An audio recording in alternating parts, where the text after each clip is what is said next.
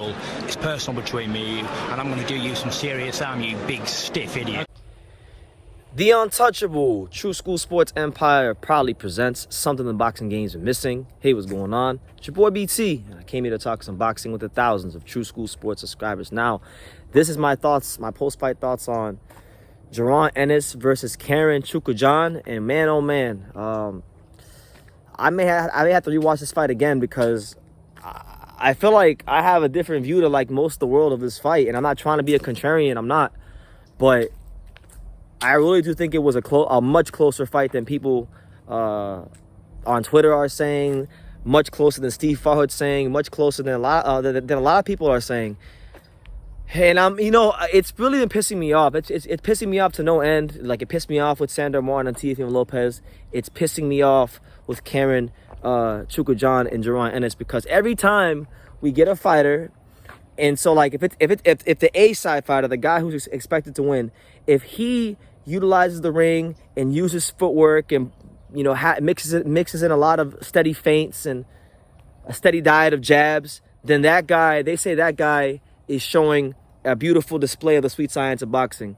But then if it's the B side guy, the underdog, the guy that's not supposed to win, if he does the same exact shit, they say he's running. They say that he needs to make the fight. They say that it's hard to look good against that style. And we hear all these bullshit excuses as to why the favorite or the A-side guy didn't look so great. Now, this was the case with Teofimo Lopez. He got slandered for his performance against Sandor Martin. And I'm keeping that same energy. It is the exact same case with Jaron Ennis. Didn't look great. I don't care if you think he won the fight, but he didn't win this shit 12-0. And then, as you guys saw in the beginning of the video, you got Julian Williams talking about, oh, he dominated that style. And he, quite frankly, he didn't. I respect Julian Williams. He's a good fighter. Overcame adversity in his career to become champion again. So, he definitely knows boxing. Who am I to tell Julian Williams? But, I don't think that Jaron Ennis dominated that fight. I think Karen Chukhadzhian definitely showed the way to a lot of welterweights. He kind of exploited and exposed a lot of the things that Jaron Ennis needs to work on, because the positives of this fight is Boots goes 12 rounds. He gets the experience against a crafty, formidable, technical fighter. Because Karen Chukhadzhian, I think he had like 200 or 300 amateur fights, Ukrainian national champion, number 4 ranked in the IBF. Good fighter, and I think Karen hopefully gets another opportunity to show what he can do, because he really did impress me in this fight with the feints and the in and out movements. And I don't think this was like Sandor Martin. I didn't see it that way. I saw a guy in because when Sandor Martin used the ring, if you guys remember, when Sandor Martin was moving around the ring and circling the ring, it was a lot of like check. He was throwing a lot of hooks off his back foot. Counter hooks, spinning off the hooks, utilizing the ring. He didn't really step the TO, sit in the pocket, and deliver too many shots. It was more so counter shots, moving backwards. Like, even that knockdown he had on TO was a flash knockdown, moving backwards. As to where with Karen was mixing his attack up very, very well. He would sometimes feint, double feint, dig the right hand to the body, come up to the top of the head with the left hook, jab downstairs, jab upstairs. Like, it was a much more versatile attack and punch selection from Karen Chukhadzhian. So I don't get how anybody could sit here and say that, oh, this was just like Sandor Martin, because they both fought. Yes, they both moved, but that's where the similarities end. This was not Sandor Martin 2.0. This was Karen Chukhadzhian with a much more versatile and educated attack. And what I saw from Jaron Ennis, the positives is that Jaron Ennis, when he was able to close the gap, he was able to land some pretty hard body shots, and he did have this guy hurt a couple times in the latter parts of the fight. But he went 12 rounds, so his conditioning is clearly good, and that question has now been answered for him. He can go 12 rounds. His conditioning is more than good, and we don't have to ask that stupid ass question no more if Boots can go past the 7th round or the 8th round or whatever it was before this fight happened. But the most telling thing for me, and this just I don't care what none of you guys say, if like, oh, you guys say, oh, Jaron Ennis, it's hard to look good against that style. Well, listen, Naoya Inoue, right? A guy that boxing fans, some boxing fans love to criticize and say he hasn't fought nobody. He fought a crafty guy who can move around the ring, who really, like, more than Karen, at least Karen gave Ennis things to work with. Paul Butler really came to survive against Inoue. And Inoue found a way to stop his ass later on in that fight. It took him some time, but I believe it was at the 9th or 10th round. I think the 10th round, he got his ass up out of there. And that speaks to his quality of a fighter. And that's why we talk about Inoue, the monster, the way we do, and why he should be, you know, considered as the best fighter in the world, and why Stephen Fulton should stop this Brandon Figueroa bullshit and go fight him. But that's neither here nor there. I'm only using him as an example because Ennis is supposed to be the most versatile, most skilled welterweight under the sun. You know, that's what I call him, and I still think he's one of the most skilled fighters. But now I gotta question myself. I gotta question, like, because I'm not mad that he won 12 rounds. That the result is not what I'm scolding him or criticizing him for.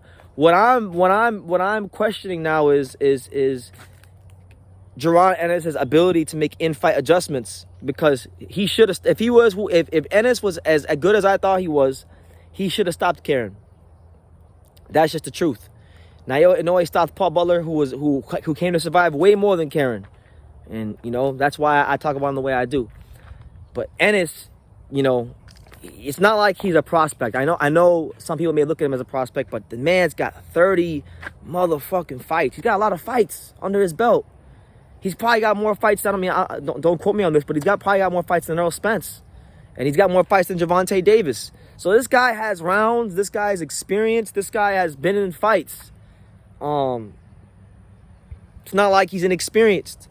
So the lack of in-fight adjustments is very alarming to me. And if you're one of the people that are going to counter what I'm saying by saying that he won 12 rounds, then you're probably from Philadelphia. To be honest with you, like, everyone who I know who say Ennis won 12 rounds is from Philadelphia. Julian Williams is from Philadelphia. So, no, he didn't win no damn 12 rounds. No way. I think, you know, personally for me, I'm going to watch it again because, you know, sometimes when you don't expect a guy to win and they're competitive, the fight can look closer than what it actually is. So I'm going to watch it again, and I'll have a video on this later on. But honestly, I thought it was close. I thought Boots was lucky to get a win. But, you know, with him being signed to Showtime, even if Karen won 9 rounds, he wasn't going to get a decision because Ennis is a pawn on the chessboard that they can potentially use for Earl Spence or whatever they want later on. And Showtime has money in Boots. So, you know, they're not going to ruin all that and thwart all that for Karen Chukhadzhian, all right? So it is what it is. But Jaron Ennis has things to work on. Anybody who was a Jaron Ennis hater got all the ammunition they needed in this fight, because Karen Chukhadzhian had this dude shadow boxing at times. Fucking shadow boxing. Like, there was at least 3 or 4 occasions in this fight where Ennis would throw the right hook, and he missed so badly, he damn near like spun around. That's how bad he missed. So, you know, personally for me, I gotta humble myself. I can't sit here and be biased, even though I love Boots. Like, love watching him fight. You know, I think he's an awesome talent.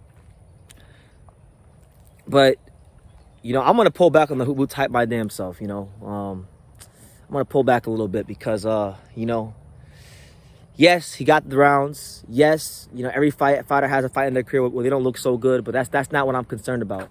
My concern was the lack of in-fight adjustments. And for a guy who has so many tools in his skill set, for a guy that has a lot at his disposal, it was very disappointing for me. But listen, he won. That's all that matters. You know, it doesn't matter what I think. I'm just a guy from South Florida, you know, who has a boxing channel, who's just chilling by the water, talking boxing. But you know, as far as Karen Chukhadzhian, I want to see him again. I don't know what Showtime has in the cards for him, but I'll tell you this. I would like to see him against Rashidi Ellis. They both lost, but so I'd like to see them in a fight. Karen Chukhadzhian versus Rashidi Ellis. You know, Ellis needs to win. Karen needs to win. You know, they both fought on the same card. Line it up. Why not? Be a good fight. But let me know what you guys think. Is there anybody out there in the world? Because I'm starting to think maybe I'm a little crazy. Like, maybe I didn't see the same fight. Do you guys think Jaron Ennis dominated Karen Chukhadzhian last night? Because that's not what I saw. That's definitely not what I saw on the live. Not at all. So, Let me know what you guys think in the comments down below. Make sure you guys take the time to subscribe. And like I say in every single one of these videos, you can love me or you can hate me, but I'm just a kid from Dania. So until next time, take care, guys.